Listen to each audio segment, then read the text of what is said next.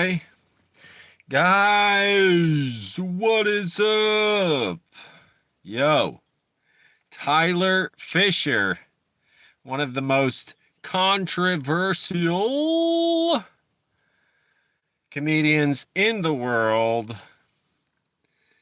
tells his story. What does him suing the movie industry have to do with self-development? That's what we're going to talk about today, guys. Why does Tyler Fischer, the guy who does Trump impressions, and what else does he do? He does Trump impressions. He does RFK Jr. impressions. He does, what other impressions did he do? He does a Jordan Peterson impression. And I am going to talk about this, guys.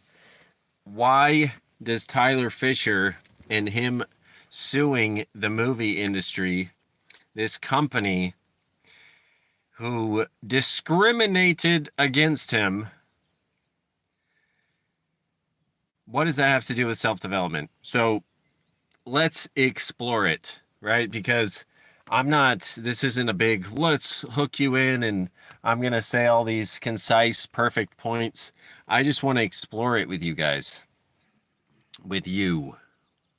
I want to explore this with you because I try to help men build meaningful lifestyles through orienting their lifestyles to creation, which is the fundamental intention of the universe, guys. And so if you can't orient yourself towards creation in your mindset, in your habits, in the things you do every day, as Jordan Peterson says, the things you do every day, that's your life, man.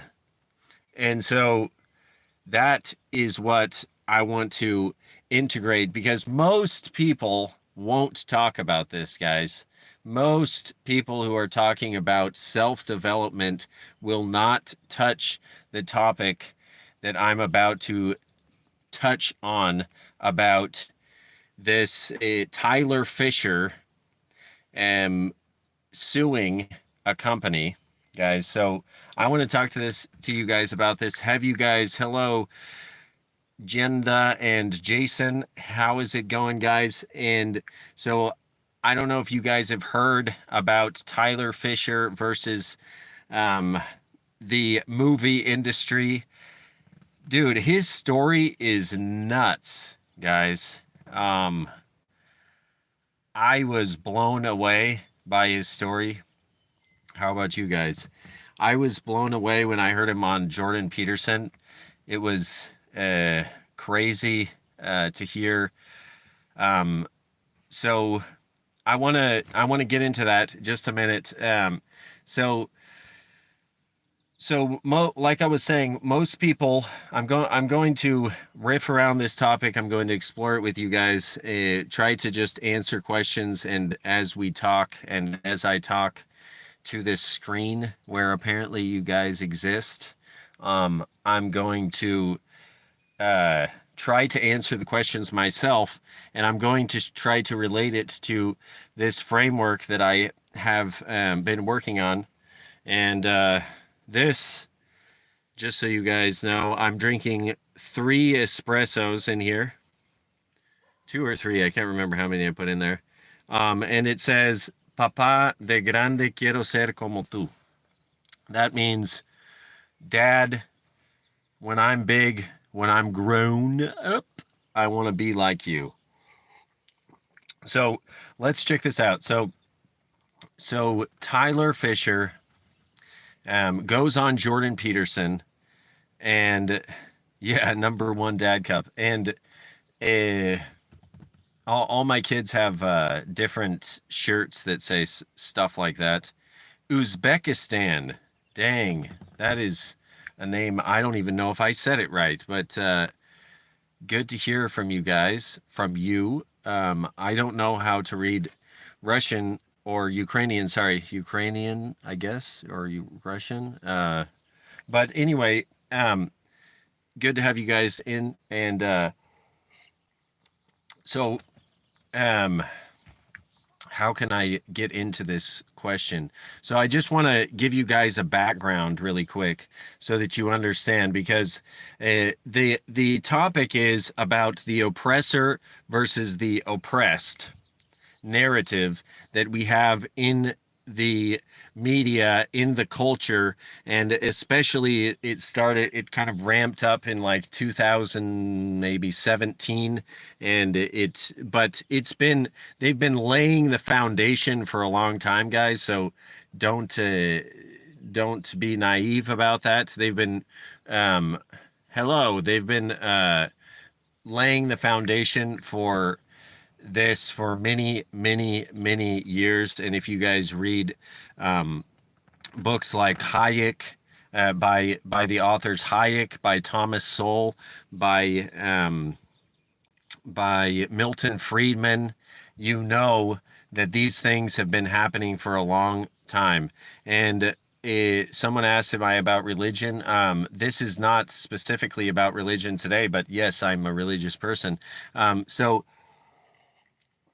anyway, so the oppressor versus oppressed is this idea of this hierarchy where the oppressors are the people who oppress everyone else, and they have the upper hand, they have the advantage, they have the power, and the oppressed are the ones who are the slaves. They're the serfs. They're the people who don't uh, have the upper hand. They have the disadvantage, and um, and they now in this new world they deserve some sort of special treatment, right? And so Tyler Fischer is a white dude, and he grew up in Connecticut, and he had a rough childhood. And just in case you guys didn't see it, he had a rough childhood. His mom was like mentally or emotionally unstable. His dad came out of the closet gay at some point, and then he left the house, and then uh, he lived with his dad sometimes, and he lived with his mom sometimes. And his dad was like exploring his gayness, and his mom was popping pills and getting drugged up, and saying that she was gonna die soon, without telling them why. And so he had a really rough childhood. So just keep that in mind as we talk about this. This guy was not the oppressor. He was not the guy that was above, that had the upper hand in life. He went to a public school. He said he did drugs with his acting teacher. Okay. So this is nuts. And so I want to give you guys a little bit of background, as so that you can see where I'm coming from. Um, the I was born into a family. When I was born, my parents had my sister, and they had a Filipino boy who is my brother, who was my adopted brother. So he's, he's like 4'11" when he's in his tennis shoes, and I'm 6'2", almost 6'3" when I'm just flat footed. And so he looks a lot like Pacquiao, and he's my brother, right? And he was adopted. So I grew up not understanding anything um, about racism, about people being of different colors, and that therefore they have a disadvantage. My family treated us all with the most love they could, and then after I was born, a few years later, my parents adopted another girl from Korea. So uh, I didn't know anything about this idea. And then I got married and I'm in a biracial marriage. So you can accuse me of whatever you want, but this is my context that I'm coming from. And so my kids are not even American. Um, my kids are not white by their blood. They're half white, and so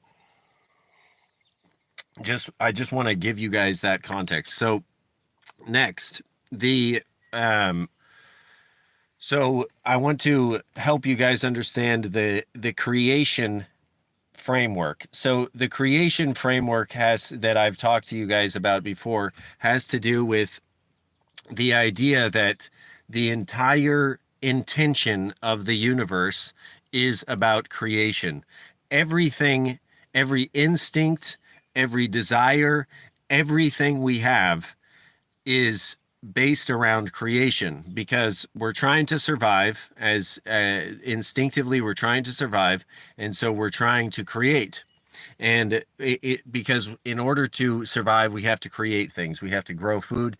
We have to build businesses. We have to make families. We have to procreate. We have to keep ourselves healthy. We have to make medicines. Blah blah blah blah blah blah blah. It's all about creation. So this is because we are made in the image of God, right? We're made in the image of God, and therefore we are creators. And it's crazy. I don't know if you guys have heard this, but Richard Dawkins actually said this. And Richard Dawkins is like the most famous not racist, most famous atheist, sorry, of on the planet. And he said that every single thing that we see, welcome in, single thing that we see is a microcosm of where it came from. So this means that it takes on, it mirrors the characteristics in some way of its creator, right? And because of this, we can know that we are creators. We know that if we're not sure what to do each day, then we can know that we need to create something every day. Because if we create something every day, then we are aligning ourselves with our creator, with the fundamental intention of the universe, right? And therefore, this is how we know that creation is the path, right? Creation is the path. And if you guys want to know more about this, watch my long form videos and I'll explain it to you. But so Tyler Fischer went on Jordan Peterson and he told his story. And this is basically what he said, guys. He said that that he was doing his acting career. And actually, I want to tell you guys how he came about his acting career. So first, and then we'll get to the racist part, the parts where he was discriminated against for being right. And so I'm going to explain that really quick.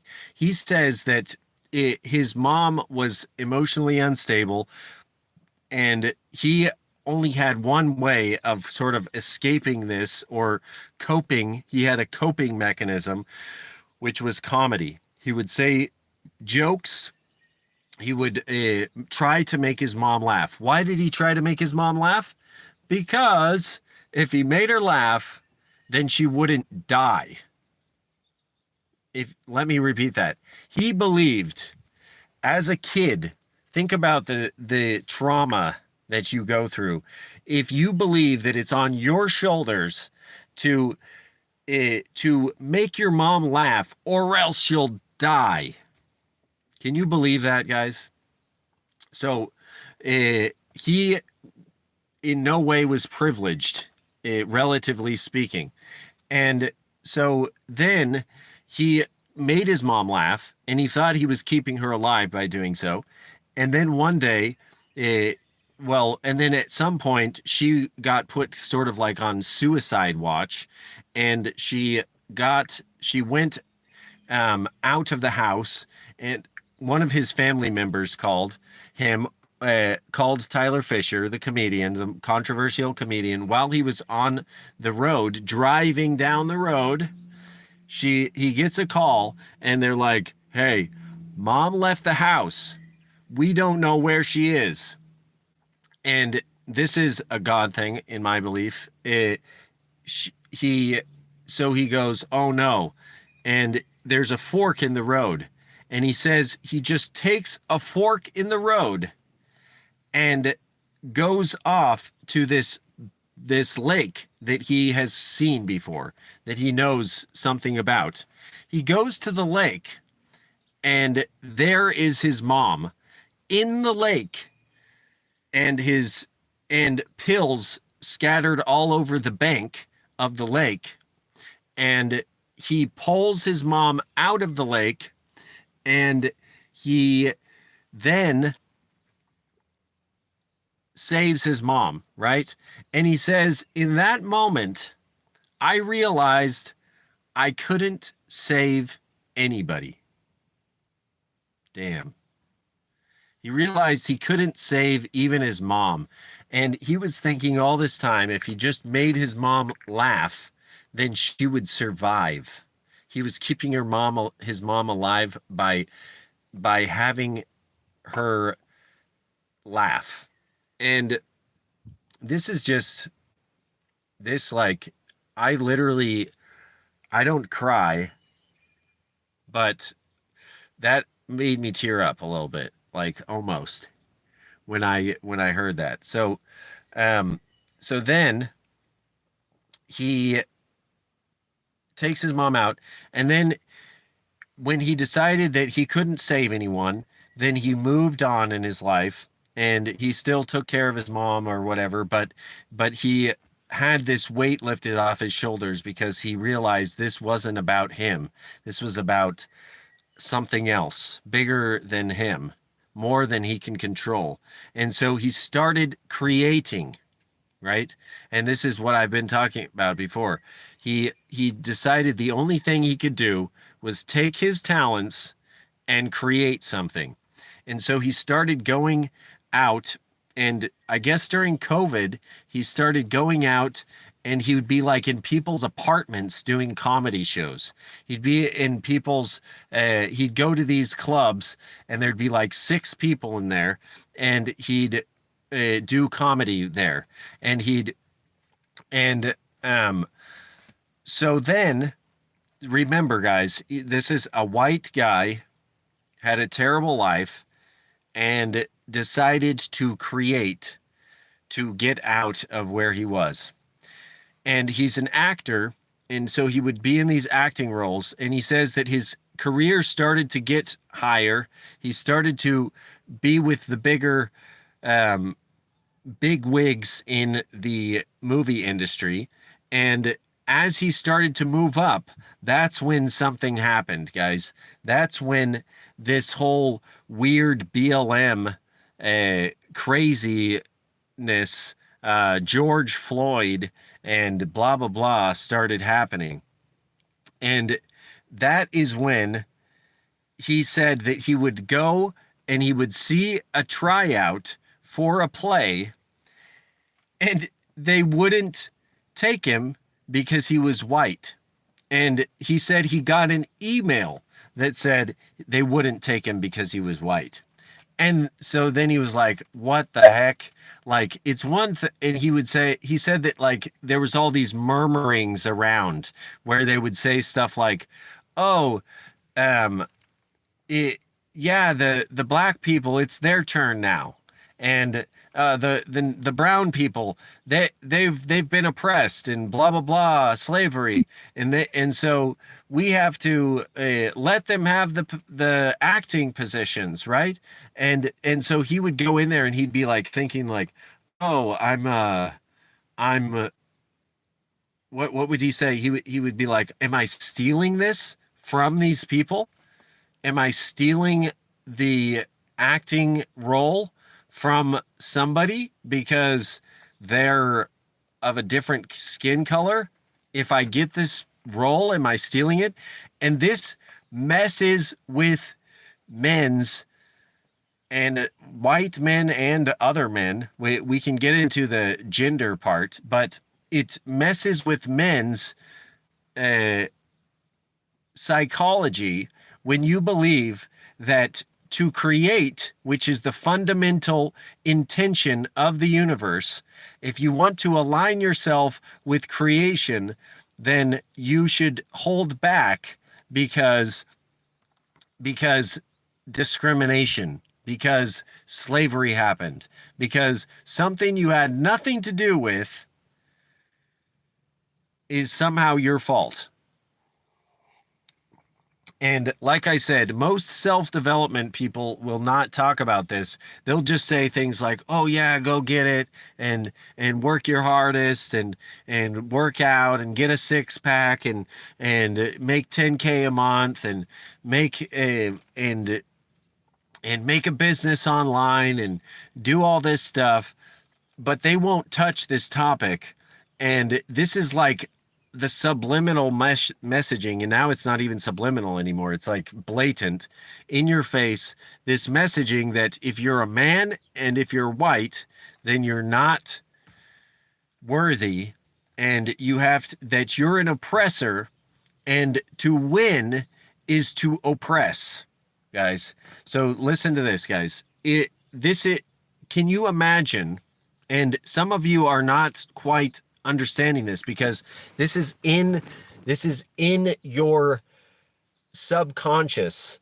Anybody who's a millennial or a Gen Z a man, this is in your subconscious that if you are white or if you're a man, then you are an oppressor, and therefore you cannot be in this space. You cannot create things. You cannot win. You cannot do the right thing, right? And so this is the part that I want to show you guys. So then he sues the he sues them because he goes on to this one interview. They say, they call him and they say, "Hey, we want you. You're amazing. You're the perfect fit. And we want you to come and try out. And we want you to be in this movie, or we want you to have this part." And then a few months later, he goes to that interview and they tell him, "Hey man, sorry, but we're not taking white people because white people have it's not their turn anymore. They're oppressors." And they basically just said, "Yeah, we can't, our administration has decided that we can't take any more white people right now." Okay? And so this is crazy, guys. He gets it on tape and then he takes it out and he sued them. All right. And he says he's been 3 years in this lawsuit with them. And he said something interesting. He goes, "I think it can only go well for me because I'm only telling the truth." And this is what I'm doing, guys. Most people don't want me to talk about this because there's people from other countries in here, and welcome in, and I'm happy to see you here. There's people of other colors in here, and welcome in, and I'm happy to see you. And there's an audience that they don't want to lose because they have this whole ecosystem, this whole ideology, this whole religion around this idea of an oppressor and an oppressed category. And so now we've gone through the story, guys, But now we're going to get into the nitty gritty of this, because this is about creation versus destruction. Okay? Creation versus destruction. What is creation? Creation is building a business. Creation is building a house. Creation is growing food. Creation is making a movie. Creation is making a YouTube channel. Creation is making a family, building a family. Creation is building a community. Creation is providing and protecting for your family. Creation is raising your kids. This is creation, right? And in order for creation to thrive, it has to, you have to believe it wholeheartedly. You have to uh, integrate it into your identity, that you have to make a decision, guys. Are you going to be on the creator team or on the destruction team? And the destruction team is about discrimination. The destruction team is about restrictions on people, making sure that they don't do certain things, making sure that they don't say certain things, making sure that, as Tyler Fischer said it, he said, he goes, that's like telling an artist they can't use blue in a painting. If you tell a painter, no, blue is off limits because it's offensive to people. It's offensive to use the color blue. Then the artist is going to be like, what? I can't paint without blue. I can't make a sky. I can't make a sunset. I can't make my kid wearing a blue shirt in a painting because I can't use blue. Blue is like all over the place, right? And so he's saying, you can't restrict me. And so as a comedian, comedians are the people who have to be able to use all the colors, right? If they can't use all the colors, they can't tell the truth. And that's the crazy thing about comedy, is that they're telling the truth. They're telling the truth. And that's why you think it's funny. They're telling something. They're telling some part of the truth. And when you see a comedian basing their joke off of something that you know for a fact is a lie, it's not funny anymore. When you start hearing them talk about something and you know that they're spinning something and it's a complete lie, then it's not funny. It doesn't make you laugh. And so the creation versus destruction, let's get back to that. Bitterness, envy, and revenge. This is the spirit of destruction, okay? Bitterness, envy, and revenge are the spirits of destruction. And so if you know the story of Cain and Abel, Cain was a brother to Abel, and they both lived thousands of years ago, and they both had the opportunity to give a sacrifice to God. And Cain gave his sacrifice and Abel gave his sacrifice, but Abel made sure that the sacrifice was the best that it could be. And Cain just did something. He did something that he thought was fine. And God said, no, that's not good enough. And this is what the marketplace is like. A free trade marketplace is where you come and you give your offering, and the marketplace says, no, it's not good enough, I'm not buying. But when you add bitterness and envy and revenge into it, then you have destruction of the marketplace. Then you destroy people's spirit of creation. And so then God says to Cain, you didn't do good enough, and do better. And this is the lesson here, guys.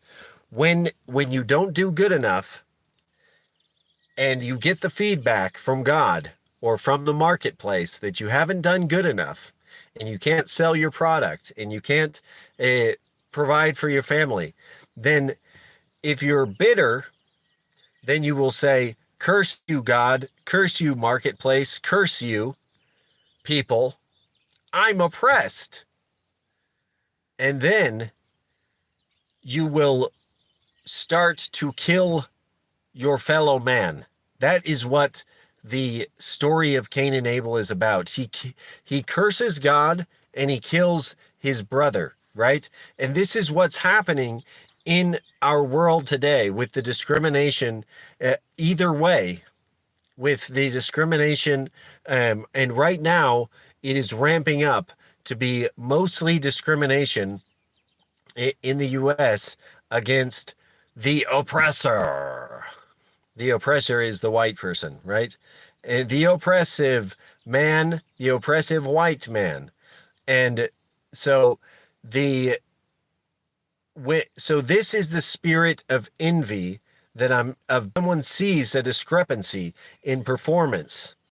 And they say, oh, this person hasn't been able to go up the hierarchy, right? They haven't been able to move up the hierarchy. So this must mean bitterness. So we have to react in bitterness, right? And so then the bitterness leads to envy also. And so then they say, so then envy is a terrible thing. You should not envy people. You can admire people.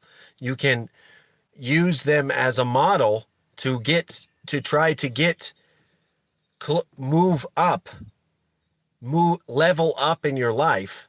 But envy is a terribly destructive thing.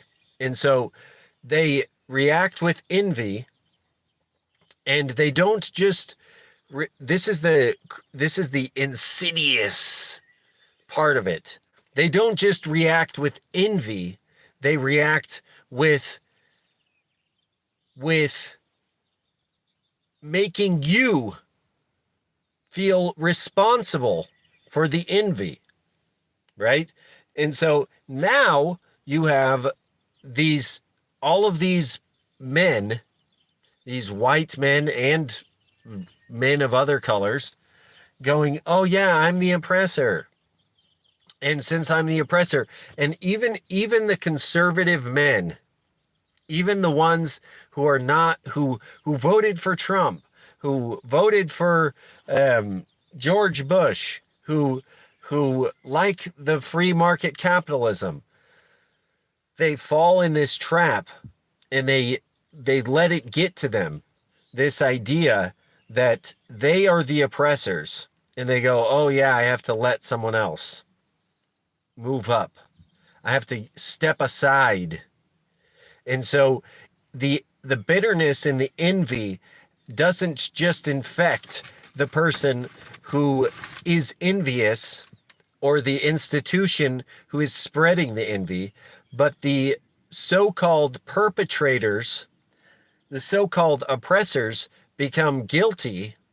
They start to feel guilty, and they start to lower their performance, and they start to hang their head low, and they start to go, oh yeah, I'm nothing. I don't know anything. I'm not really that great. And then they can't create. And then you can't create, because in your subconscious, there's something telling you you can't give. You can't give what you were meant to give to people, right? And so Tyler Fischer said Enough is enough. You are not coming at me with this whole oppressor versus oppressed thing. I'm a man. I had a hard life just like anybody else. I had my struggles. I worked hard. I did the best I could with my circumstances. I took my skills and I created as much as I could.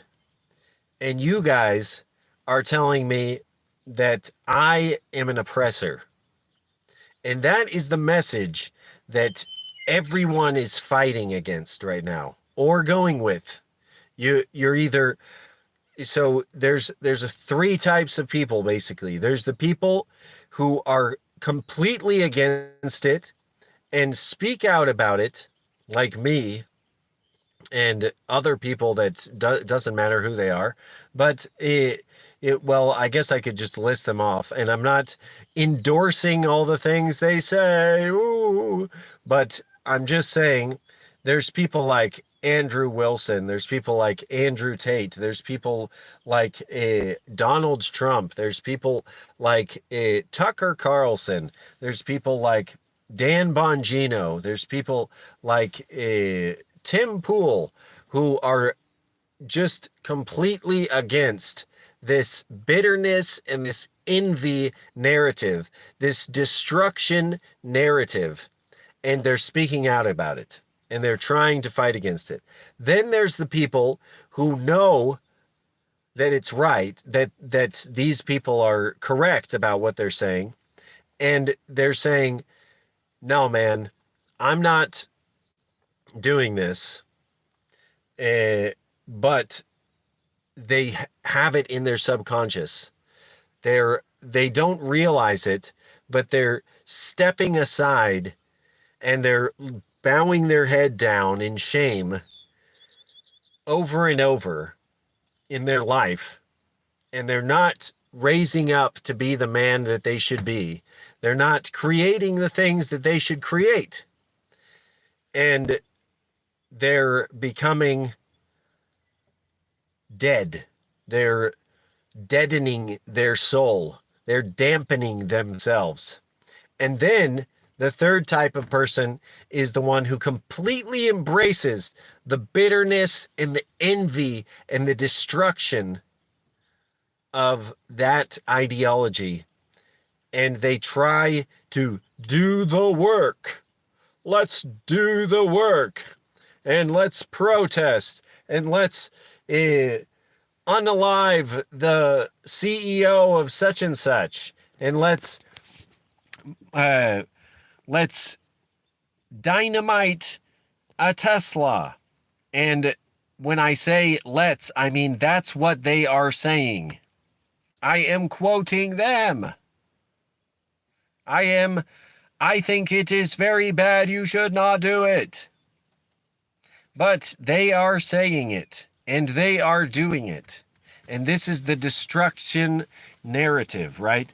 And so if you want to create something, if you want to be the best you can be, if you want to be a man, a leader of your family, a leader of your business, and you want to create a product that changes the world, that provides for your family, and you want to protect your family, and you want to do these things, then you cannot fall for the destruction narrative.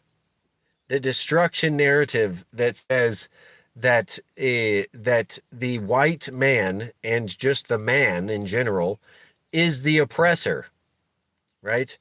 And Tyler Fischer stood up against that, and I wanted to show you how this connects to self-development, right? If you can understand this, and you can, once you see it, you can't unsee it. Once you see that there's this creation versus destruction, this oppressor versus oppressed narrative, and it's being pushed on you every single day, then once you see it, you can't unsee it. And so then you have a choice.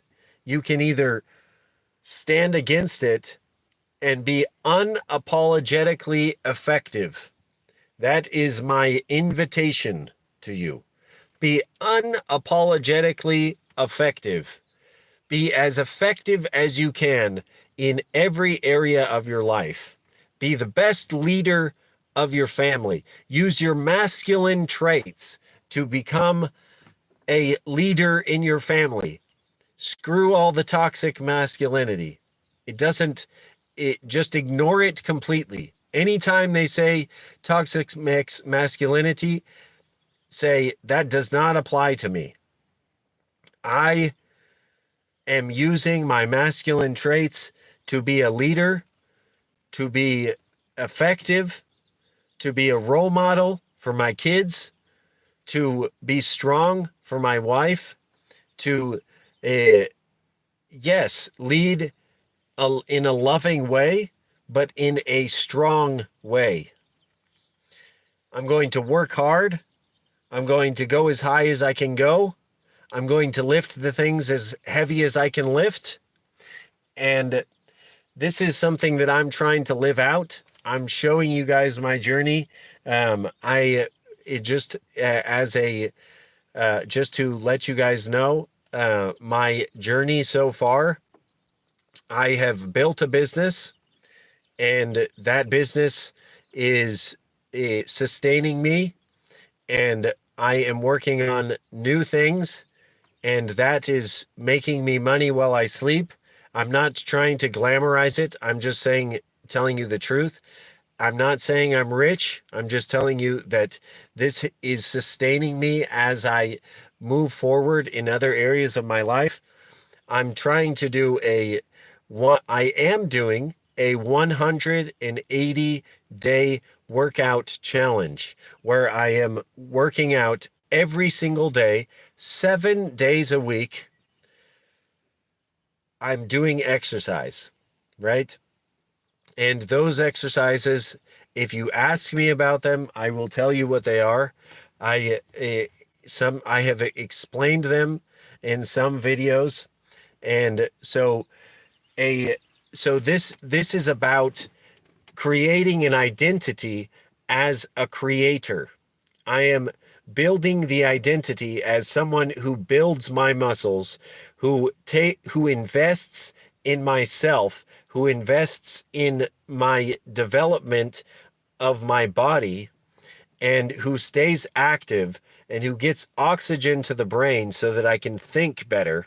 And I just got done with my workout actually. And I did leg day. Leg day sucks. I enjoy leg day because of all the oxygen that goes to my brain, because I'm huffing and puffing the whole time. But I don't enjoy leg day because it's so hard. I do home workouts, just so you know. I lift things like tires and backpacks full of rocks, and I try to get close to failure to try to build my muscles, and I try to um, make sure that I get my heart rate up, and I do it every single day. And I work out different parts of my body on different days. I do back and arms twice a week. I do chest and arms twice a week, triceps and pecs basically, and abs twice a week. And I do legs twice or 3 times a week. And I do recovery workouts on different intervals where I know I've been working out hard for many days at a time, so I need to recover. But I'm doing it every day, and I'm on day 74. 74. 74. It is day 74 of my workout challenge. And so this is what I wanted to share with you guys about Tyler Fischer.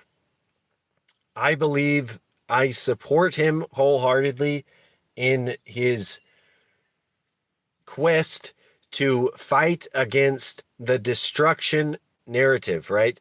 Bitterness, envy, and revenge. The whole DEI, diversity, equity, and inclusion, is about revenge, okay? They're trying to get revenge upon you. Let me say that again. Diversity, equity, and inclusion is all about revenge, okay? It's about doom. It's about execution. It's about intimidation. That's what DEI should stand for. Some people call it DIE because it's DEI, but they say die, like die. And so this, you don't want to be part of this. If you're a man, if you're building a YouTube channel, if you're a man who's building a business, if you're a man who wants to have a family, if you want to have a meaningful life, then you have to orient yourself towards a creation framework where everything in your life is about creation. Every habit that you have is about creating something. Every mindset that you have is oriented towards hope rather than doom. It is about gratitude rather than envy, right? And when you do these things, when you embrace the creation framework and you push out all of the envy and the bitterness and the revenge in your life, whether it be in your personal life, in your business life, in your political life, in the ideologies that you adopt, when you push that all out, then all you have is the path, which is creation, which is moving forward every day, which is building muscle every day, which is building income every day, which is modeling a good, being a good role model for your kids, which is raising your kids in the best way so that they are creators, so that they are productive, so that they are resilient, is being a strong man for your wife so that she can see you and love you and support you. If you want to do that, this is what we're talking about in this channel. And I believe wholeheartedly, I don't talk about politics all the time, even though I'm very interested in it. But politics is morality, okay? What your politics are what your morals are. So if your morals are in a creation framework, then you must integrate them into a creation, into your politics, into a creation framework. If your business, if your morals are creation based, then you must create value, not scam people, not guilt people, but create value for people. If you're trying to get fit, you can't also be cool with the fat positivity movement, okay? Because fatness is unhealthy. And I know because I've been fat. I've never been huge, but that's because I've been like, whoa, I need to fix this. My sacrifice is not measuring up. I need to put a better foot forward. And that is what we are talking about in this channel. And if you guys want to join in, I will be doing lives again. So stick around to see those happen. I've just started this, and I'll give you this framework really quick so that you can understand this. When you create something, it's not about making a plan. You don't know who you're going to be in 15 days after you made this glorious business plan or this intricate strategy for moving forward in your life. You don't know who you're going to be, so you can't plan it. But what you can do is know what you're going to do today. And today I knew I'm going to work out. I'm going to be with my kids. I'm going to make a homemade breakfast and eat it with my family. And I'm going to do a live stream today so that everyone can hear what I have to say. I'm trying to create awareness around this topic. And so I know what I'm doing today. Why am I saying this? Because I don't have a schedule yet. I'm going to be completely honest. My live stream schedule is not there. But I know that I did it today and I intend on doing it again. And I know that I'm making videos and the schedule might come, but right now I'm doing the live session and I'm seeing whose life I can change, and I'm seeing who I can influence, and I'm trying to give everything I've got today so that I can do it again tomorrow. And I hope you'll join me on that journey and do it with me also, and show me what you're doing. Let me know what you guys think. Let me know questions. Let me know if you were offended by this, if you were encouraged by this, if you think, if you want to hear me talk about a current event again, I can do that and relate it to this creation framework. And God bless. Peace.